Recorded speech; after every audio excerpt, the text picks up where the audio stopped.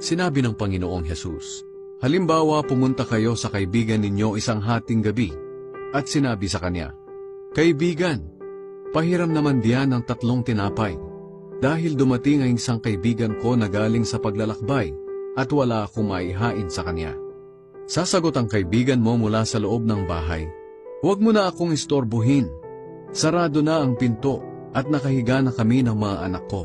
Hindi na ako makakabangon pa para bigyan ka ng kailangan mo. Ang totoo, kahit ayaw niyang bumangon at magbigay sa inyo sa kabila ng inyong pagkakaibigan, babangon din siya at magbibigay ng kailangan ninyo dahil sa inyong pagpupumilit. Kaya sinasabi ko sa inyo, humingi kayo sa Diyos at bibigyan niya kayo. Hanapin ninyo sa Kanya ang inyong hinahanap at makikita ninyo. Kumatok kayo sa Kanya at pagbubuksan kayo. Sapagkat ang lahat ng humihingi ay nakakatanggap, ang naghahanap ay nakakakita, at ang kumakatok ay pinagbubuksan. Kayong mga magulang, kung ang anak nyo ay humihingi ng isda, ahas ba ang ibibigay ninyo? At kung humihingi siya ng itlog, alakdan ba ang ibibigay ninyo?